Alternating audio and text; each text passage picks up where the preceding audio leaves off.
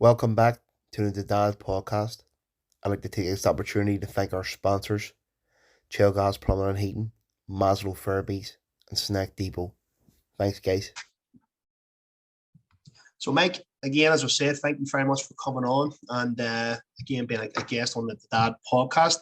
As I said to you as well, followed you guys your journey, and I think it's fascinating. So, I think I approached you first last year, and we never really got around to doing it, but here we are. And again, thank you for coming on.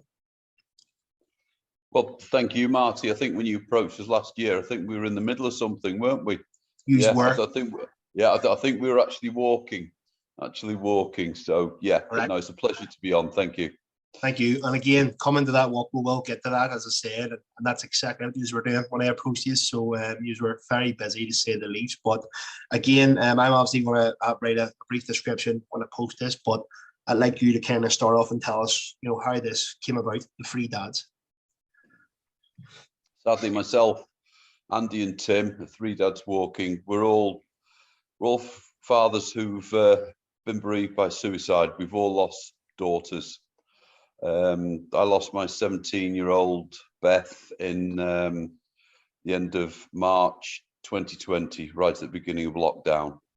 Andy lost his 29-year-old daughter Sophie about 18 months before, and Tim lost his daughter Emily, and Emily was literally about 5 days before I lost Beth.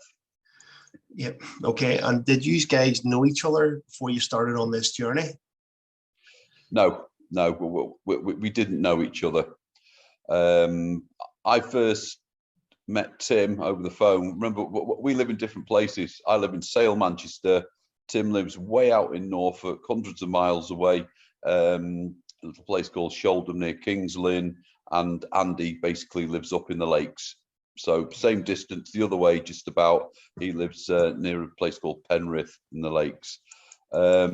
We got together.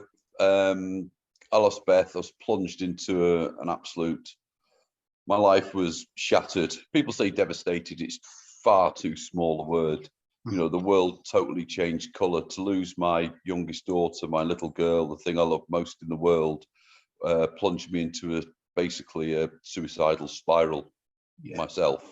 I can tell you more about Beth, but basically she was probably the last person in the world you'd ever think would take her own life. But how did I meet Tim? Tim's eldest daughter saw an article on social media about Beth, and she contacted one of my surviving daughters. And from then I spoke to Tim's daughter, Annabelle, but then started talking to Tim. The thing is with Tim, he was in the same place as me. The peer support is huge. People just don't understand as a father how you break. And we very much understood each other. We're totally different people. Yeah. Absolutely, totally different. But we've remained friends since then. Yeah.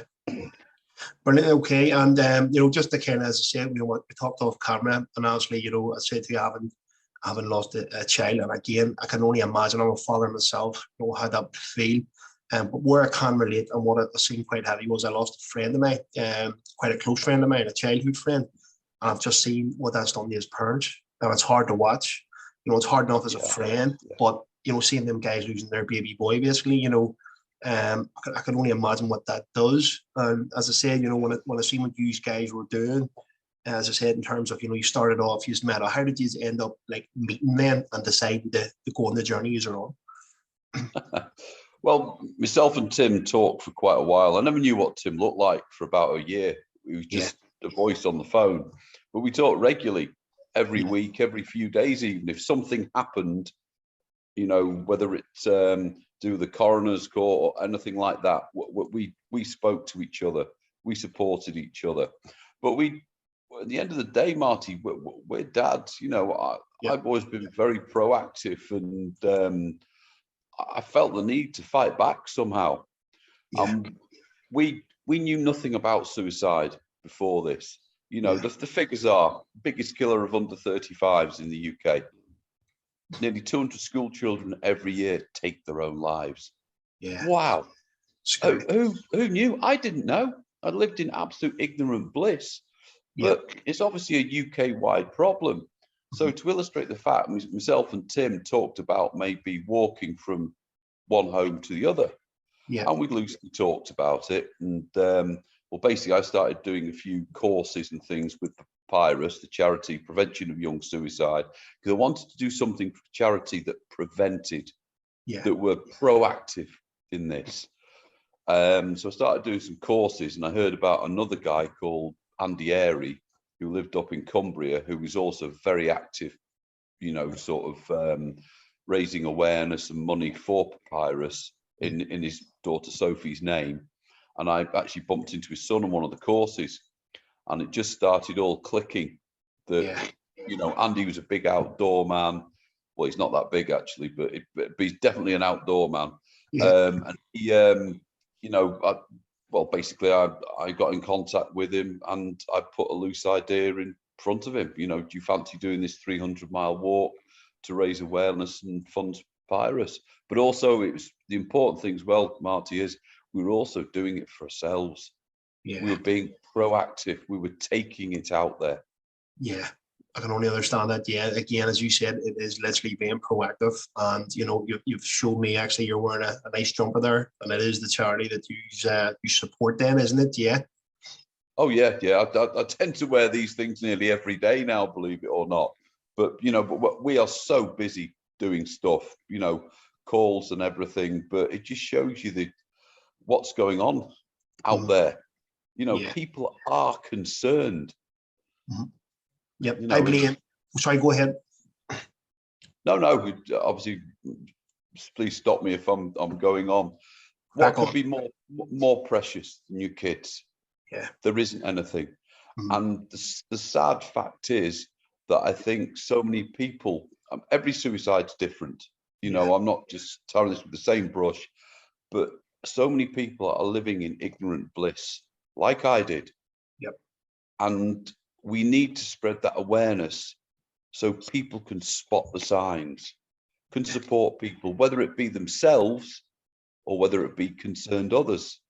Because I believe giving people a second chance, or as many second chances to take, is so important. Some of the most powerful stories we hear are from people who've been through really bad times, who have been in despair, who have considered taking their lives, who've attempted to take their lives, but are now in a far better place. They are living lives they want to. That doesn't mean every day is good, but they are living lives they want to, and they understand what's happening themselves, and they know how to reach out. Very good. And again, it's even speaking from experience, as a young man, I lost my father about 18. And again, I know that's not a child, but for me, it was very traumatic. You know, I was getting to what I thought was the fun part with my dad. You know, we're starting to go watch the football, have a pint, all the stuff you look forward to as a 15-year-old when you're sneaking beers, you know. It's grief at a different angle, that's all. It is, you know, but it's still... what that done to my brain, Mike, literally between the age of 18 to 24, absolutely destroyed my brain. And I'm now sitting here, believe it or not, as a 34-year-old man, 35 next month. Well, I'm bald, obviously. That's thanks to my dad. Good genes. But what I can say is, my brain, as the older I've got, is settled down massively. So, you know, I've done pretty well for myself in work life and business and things. But if you came to me between that period of time, I didn't know where I was going. So, as you said there, you know, it's over time. I think time is a massive healer. But as you said, like what you're doing and spreading awareness is fantastic. Yeah, I think grief is always there, but it does change. Yeah. You know, it comes in waves. Sometimes it's over your head, sometimes it's round your ankles. But you're right, it does. You almost insulate yourself a bit from it. But that's what time does. So tell me a little bit more about this fantastic charity that you support. So Papyrus was set up about 25 years ago by basically parents bereaved by suicide, young suicide. Yeah. And they realized that a lot of these young lives needn't be lost. You know, by raising awareness, by teaching people to ask the right questions, and basically reducing the stigma. Yeah. You know, because there is stigma around suicide. There still is. It's not as bad as it was, I don't believe, but it's still there. People just do not want to talk about it, whether it's their own shame or just, yeah, it has a certain taboo around the subject. But they believe they really could do something. So that's how we were, myself, Andy and Tim, were attracted to Papyrus, and they're a wonderful charity. That they are getting bigger. They're in Northern Ireland now. I know they've got one office in Belfast. I know they're opening another one.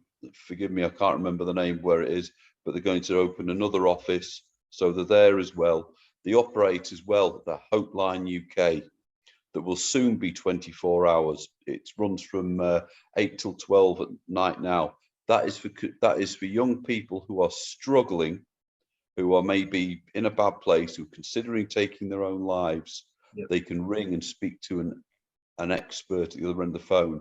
But these people are wonderful people. They are warm, they are caring, but also the line is for concerned others, whether you be a parent, a friend, a professional, but also after suicide as well, or people have been affected by attempted suicide. Maybe they can debrief, they can talk to an expert. Fantastic. And that is massive, as you said, because even, again, to kind of relate to what I was going through at that age, I found the daytime was semi-okay, because it was busy, there was a lot going on. But see, once that door closed at night, between them hours of 8 and 1, that's when the problem started. And I think, as you said, that 24 hours is massive. That, again, that you can lift. So important. Yeah. It is. And it's great to hear that. You know, I actually wasn't aware they were in Belfast as well. So it's good to hear that they've come over here. But again, just to kind of touch on that, do you think social media has a big part to play in the youngsters now and how their brains are developing as such? Absolutely, yes. Mm-hmm. If you look at our youngsters now, they've constantly got a mobile phone attached to their hand. Right. You know, and how can I put it? You know, sort of, I'm from a different era, and but our young people, I'll be quite blunt with it. Our young people feel as though they're entitled to have a mobile device. It's not just a phone; it's a portal to wherever they want to go. Yeah. And parents have a lot of trouble regulating what their young people look at. Yeah. So they go into their bedrooms and they've got access basically there to anything you want, whether it be pornography, whether it be anything to do with suicide. There are some dark places there, dark sites on the web that will actively encourage our young people to take their own lives, whether it be self-harm. It is, you wouldn't send your child up to their room with this literature. You know, recently there's the case of Molly Russell, you know, a vulnerable young girl who basically, she sat in her room searching these sites. You know, her dad's actually campaigning at the moment. Basically, yeah, they want to take the powers that be that run these sites, you know, they want to hold them accountable.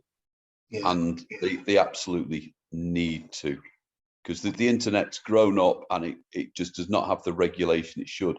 But to think that our vulnerable young people can look at stuff like that without any regulation, yes.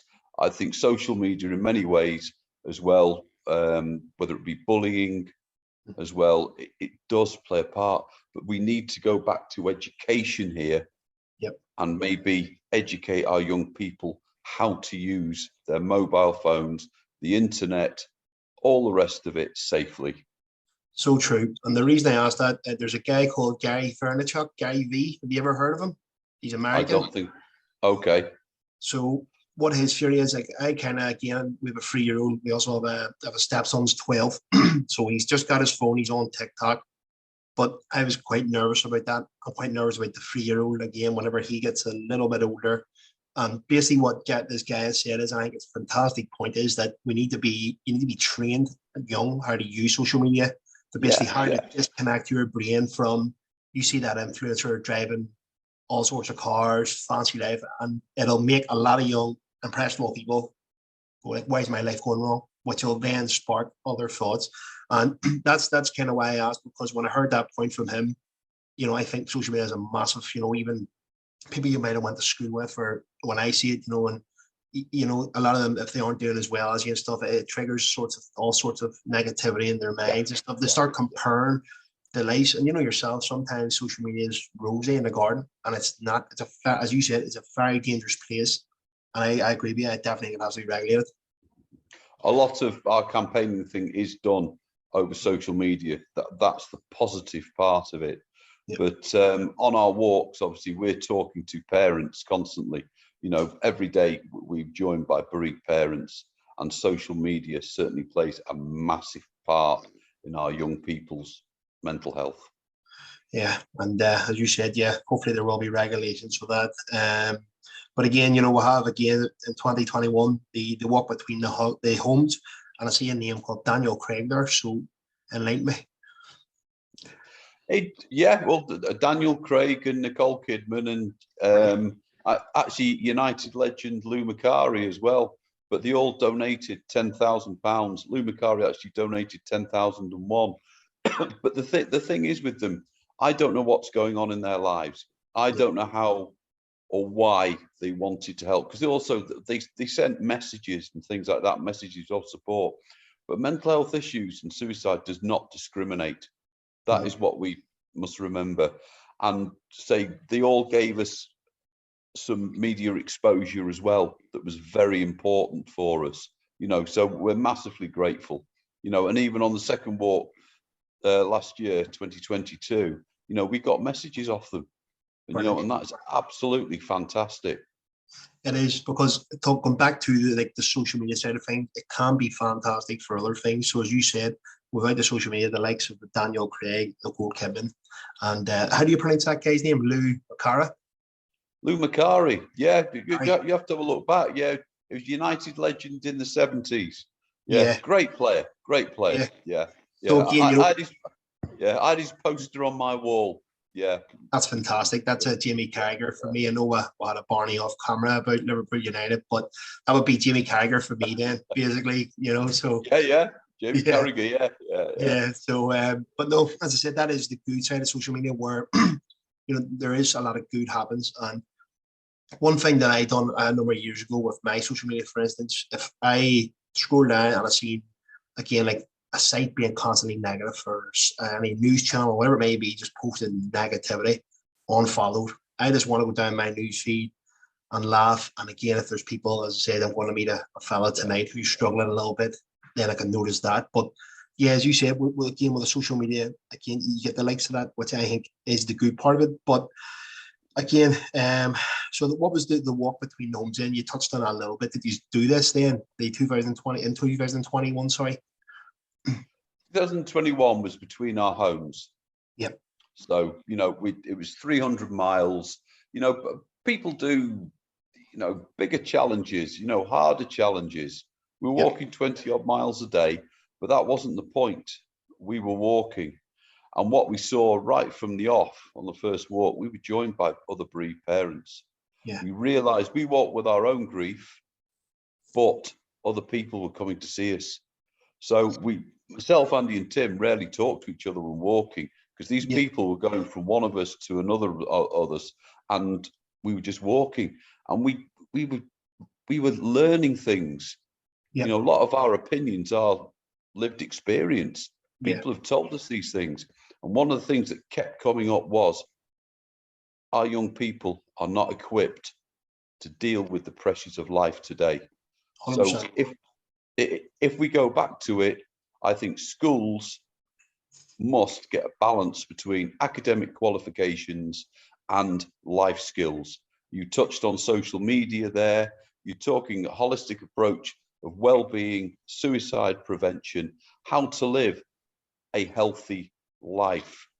Must be in balance with, there's no point in kids leaving school, going to university, they've got a ton of qualifications, but they have not got the life skills to cope. And I think the pressures nowadays come from many, many different angles. You cannot escape the outside world by shutting your door now. because of things like your mobile phone. Correct. And again, like, in my opinion as well, you're saying about obviously schools need to be teaching us how to basically cope with the real world as such. Like one thing that always baffled me about schools, at 16, I always look back and think, like, what was I asked when I was asked, what do you want to do with your life? Like, I ticked mechanics in the army, and I can tell you right now, I've done mechanics for 1 month, and I hated it. So you're making a decision at 16. This is what I want to do, and there's so much pressure on that, because I remember trying that joinery, and I tried a little bit of plumbing, and when I flunked out of it, my mum had sort of said to me at the time, "What are you going to do with your life?" And if I'm honest with you, at that age, I want to play my PlayStation. I want to play football with mates. I didn't care if I had no career at that age. So I just think, but that's the way we've been trained as a society, is that, you leave school, right? What are you going to do now? I just think, as you said, if you're kind of life skills, if you're taught to slow down, me personally at that age, looking back, should have just went to Tesco's and got a job for number of years, whatever it may be, something that's a bit of fun, maybe, but at that age, you're kind of like, what are you going to do with your life? Leave school, right? You want to join the army and be a mechanic. Okay. It's too much pressure, as you said, and it starts literally as you leave school. So I'm 100% agreement with you. Something needs to be done. It does. I mean, I don't think you're obviously going to touch on the petition that we've got going at the moment, the Three Dads. Yep. We want basically suicide prevention to be compulsory on the RSHE syllabuses within schools. Yep. And really it goes far beyond that. We've got about 156,000 votes. And I'll say this now, while everyone's listening. Yep. Look at the young people in your life, whatever age they are, and answer the question honestly. Do you think they're equipped to deal with the pressures of today? Do you think they are equipped to deal with mental health problems? Are they equipped to deal with suicidal thoughts? Do you think they are? Because if the answer is no, you should be signing this. And please go on our website, threedadswalking.uk, and it's that easy. It'll take a minute. So yeah. And one of your signatures, just to let you know, and you probably know that already, but I want to see it signed straight away. You're 100% right.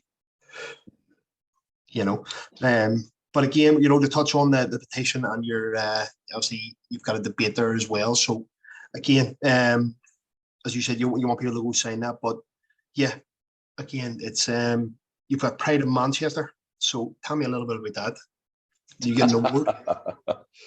It's very good. We've actually got Pride of Britain as well. That's right. Fantastic. Yes, so we doubled up, and we've got the Just Giving Award. But these are so important because they give us a platform to say what we want to say. It's very much a double-edged thing. We're there because we lost our little girls. Yeah. And that grief still, it is so hard carrying on every day and carrying the weight of that grief. That's what it is. It's a weight every day. And a lot of these awards, they play a tape with our daughters on there. My Beth was born to be on stage. She could sing, she could dance, she was funny, she was out there, she was born to be on stage. And now she is on stage, but she's on stage because she's dead. Yeah. So it is, they are very hard, but we do take them with pride, and we do use them to give us a platform. Yeah, and you do have a platform, because again, I'm seeing you popping up all over the show. That I see you are on the news there one stage as well. Yeah, I did Songs of Praise on Sunday. Yep. Yeah, that's remarkable. I wouldn't call myself a man of faith, but it was very good. It's about hope, and it's about what you maybe do believe as well. And it's a bizarre thing when you lose someone close. You wonder what's happened to them, and the thought that they very possibly do go to some sort of heaven, and you may see them again one day. It's important to people, and it's important to discuss it as well. So yeah, but